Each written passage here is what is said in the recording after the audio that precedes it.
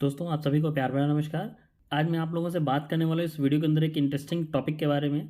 इस टॉपिक का नाम है डिविडेंड। जानते हैं डिविडेंड क्या होता है? डिविडेंड का मीनिंग जो है वो है लाभांश। एंड ये डिविडेंड, इसके बारे में हम कुछ और चीज़ों के बारे में बात करेंगे डिविडेंड से रिलेटेड। जैसे कि डिविडेंड क्या होता है, डिविडेंड कैसे मिलता है, कंपनी डिविडेंड क्यों देती है, एंड डिविडेंड किसको मिलता है। एंड इसके साथ ही साथ एक सवाल और जिसके बारे में लोग बात नहीं करते हैं, जैसे हर चीज़ का कोई फ़ायदा या नुकसान होता है, उसी तरीके से क्या डिविडेंड से भी कोई नुकसान होता है? इन सारे सवालों के जवाब मिलेंगे आपको इस वीडियो के अंदर, और बहुत ही आसान भाषा में। तो सबसे पहले शुरुआत करते हैं कि डिविडेंड क्या होता है। इससे हम कंपनी को एक साल में जो मुनाफा होता है उसको शेयर होल्डर्स में डिवाइड किया जाता है, एंड इसे ही डिविडेंड कहते हैं। जो कंपनी को मतलब पूरे साल के अंदर या क्वार्टर के अंदर जो बेनिफिट मिलता है, प्रॉफिट होता है कंपनी का, उसको, उस प्रॉफिट को कंपनी शेयर होल्डर्स के बीच में डिवाइड करती है, इसे डिविडेंड कहते हैं। एंड कंपनी जो डिविडेंड है वो अपने शेयर होल्डर्स को देती है। ऐसा नहीं कि कोई भी उसके लिए अप्लाई कर सकता है। जो कंपनी के शेयर होल्डर्स होते हैं, कंपनी की लिस्ट में जिनका नाम होता है, उन्हें ही वो डिविडेंड मिलता है। डिविडेंड कैसे दिया जाता है? डिविडेंड पर शेयर के अकॉर्डिंग दिया जाता है, यानी कि जितने शेयर्स आपके पास में होंगे उसी शेयर के रेशियो में, या एक डिविडेंड का फिक्स किया जाता है कि एक शेयर अगर सपोज दैट 10 रुपये का है तो इस पर शेयर होल्डर्स को 1 रुपये पर शेयर का डिविडेंड मिलेगा। तो यानी कि आपके पास जितने शेयर होंगे आपको उतने ही रेशियो में डिविडेंड, प्रोपोर्शन में डिविडेंड मिल जाएगा। यानी कि अगर आपके पास में 100 शेयर हैं तो आपको 100 शेयर्स पर डिविडेंड मिलेगा। फॉर एग्जांपल के लिए अगर शेयर होल्डर्स को जो डिविडेंड मिलने हैं, तो अगर एक शेयर पर शेयर होल्डर्स को 1 रुपये का डिविडेंड मिल रहा है तो जिन शेयर होल्डर्स के पास में 100 शेयर हैं उन्हें 100 रुपये का डिविडेंड मिलेगा। जिन शेयर होल्डर्स के पास में 1000 शेयर्स हैं उन्हें 1000 रुपये का डिविडेंड मिल जाएगा। तो ये होता है कि मतलब पर शेयर पर कैसे डिविडेंड दिया जाता है। फॉर एग्जाम्पल के लिए हम इसको थोड़ा और आसानी से समझते हैं। तो 2022-23 में इन्फोसिस ने हर शेयर पर, यानी कि अपने शेयर होल्डर्स को, जिनके पास में एक शेयर था या 100 या 1000 शेयर थे, उनमें से हर शेयर होल्डर को 16 रुपये 50 पैसे का डिविडेंड दिया था। डिविडेंड को शेयर के फेस वैल्यू के प्रतिशत के तौर पर भी देखा जा सकता है। जैसे इन्फोसिस के उदाहरण में शेयर की फेस वैल्यू 5 रुपये थी और डिविडेंड 16 रुपये 50 पैसे था, यानी कंपनी ने 330% का डिविडेंड दिया शेयर होल्डर्स को।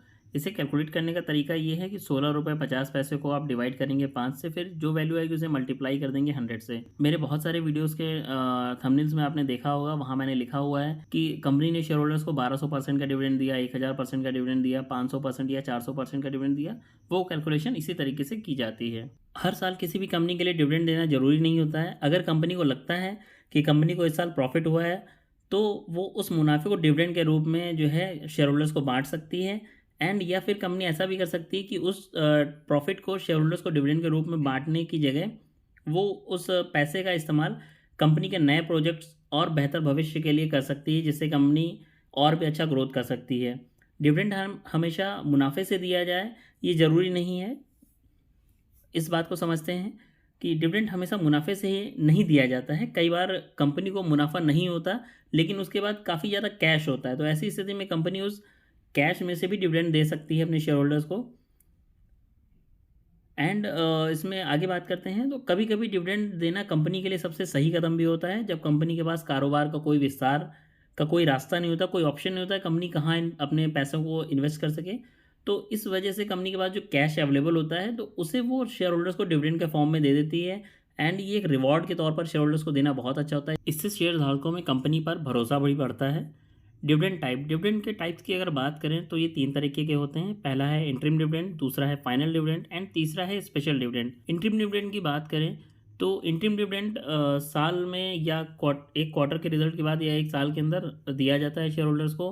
फाइनल डिविडेंड की बात करें तो ये फाइनेंशियल ईयर कंप्लीट होने पर ही मिलता है शेयर होल्डर्स को। एंड स्पेशल डिविडेंड की अगर बात करें तो स्पेशल डिविडेंड शेयर होल्डर्स को, कंपनी को जैसा प्रॉफिट होता है वो उसी के हिसाब से उनको शेयर होल्डर्स को अपने दे देती है। कई बार साल में एक बार देती है, कभी कभी साल में कुछ कंपनीज 2 बार भी अनाउंस कर देती हैं स्पेशल डिविडेंड के लिए।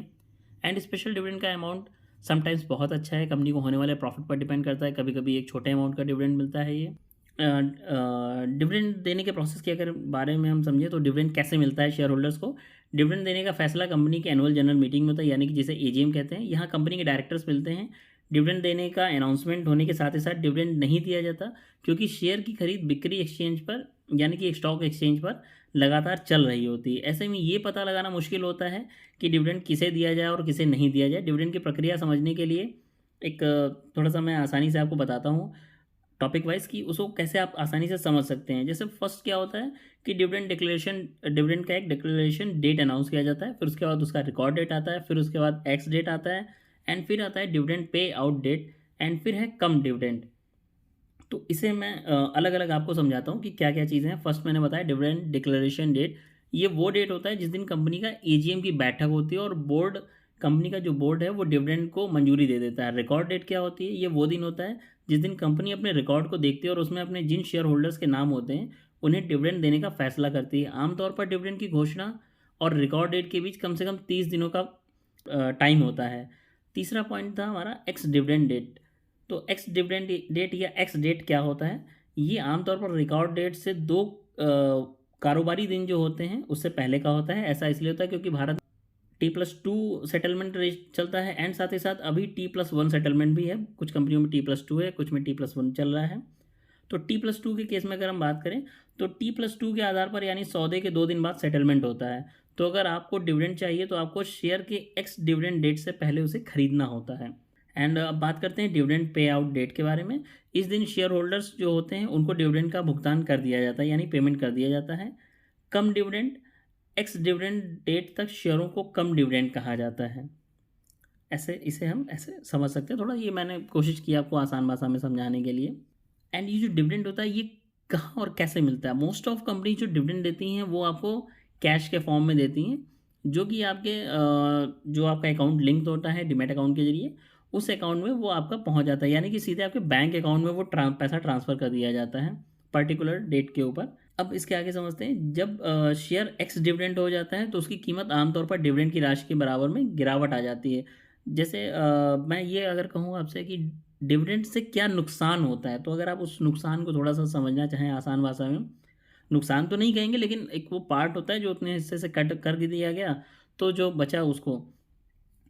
तो इसे समझने के लिए जब शेयर एक्स डेट हो जाता है उसकी कीमत में आमतौर पर डिविडेंड की राशि के बराबर की गिरावट आ जाती है। फॉर एग्जांपल के लिए एक कंपनी है, उसका शेयर प्राइस 335 रुपये का है, एंड कंपनी ने शेयर होल्डर्स को 5 रुपये का डिविडेंड देने का अनाउंसमेंट किया हुआ है। तो इसका जो एक्स डेट होगा उस एक्स डेट पर शेयर की कीमत 330 रुपये हो जाएगी और 5 रुपये उसमें से निकल जाएंगे, क्योंकि वो तो शेयर होल्डर्स को पेमेंट हो गया। और अब ये 5 रुपये कंपनी के पास में नहीं, ये उनके शेयर होल्डर्स को मिल चुके हैं। तो उस टाइम पर कंपनी का जो शेयर है डिविडेंड मिलने के बाद में उसका प्राइस 330 रुपये रह जाएगा। 5 रुपये लेस होने, 335 से 5 रुपये लेस हो गए और हमें 330 रुपये बच गया। तो ये हो गया। एंड डिविडेंड की एक चीज़ ये भी होती है कि ये फिक्स नहीं होता है कि ये कब दिया जाएगा। डिविडेंड किसी भी वित्त वर्ष यानी फाइनेंशियल ईयर के दौरान कभी भी दिया जा सकता है। और अगर जो डिविडेंड हमें साल के बीच में मिलता है उसे इंटरिम डिविडेंड कहते हैं, और जो साल के अंत में दिया जाता है उसे फाइनल डिविडेंड कहते हैं। स्पेशल डिविडेंड मैंने आपको बताया था, वो कंपनी कभी भी अपने प्रॉफिट के अकॉर्डिंग अनाउंस कर सकती है शेयर होल्डर्स को खुश करने के लिए। यहाँ ध्यान रखने वाली एक चीज़ ये है कि जो भी मैंने चीज़ें आपको बताई हैं डिविडेंड के बारे में, ये इन्फॉर्मेशन केवल आपकी इन्फॉर्मेशन के लिए है। इसके बिहाफ पर कोई भी आपको जो है इन्वेस्ट करने का डिसीजन नहीं लेना है। इन चीज़ों को समझना है। इन्वेस्ट करने के लिए आपको अपने फाइनेंशियल एक्सपर्ट की सलाह जरूर लें हमेशा। तो ऐसे ही इंटरेस्टिंग इन्फॉर्मेशन के लिए बने रहिए हमारे चैनल पर। शेयर की पाठशाला बाई आरपीएस को फॉलो कीजिए, सब्सक्राइब कीजिए, वीडियोज़ को लाइक और शेयर कीजिए, अच्छे अच्छे कमेंट्स कीजिए। एंड इसके अलावा आप जो भी डिविडेंड से रिलेटेड इन्फॉर्मेशन जानना चाहते हैं उसको भी आप हमारे कमेंट बॉक्स में पूछ सकते हैं। मैं पूरी कोशिश करूँगा आपको बताने के लिए। साथ ही साथ जिन लोगों ने अभी डीमैट अकाउंट को ओपन नहीं किया हुआ है उनके लिए मैंने इस वीडियो के डिस्क्रिप्शन में डिस्काउंट ब्रोकर्स के लिंक दे रखे हैं, वहाँ जा करके आप अपने डीमैट अकाउंट को ओपन कर सकते हैं एंड अपनी शेयर मार्केट की जर्नी को एंजॉय कर सकते हैं। Thank you very much. जय हिंद, जय भारत।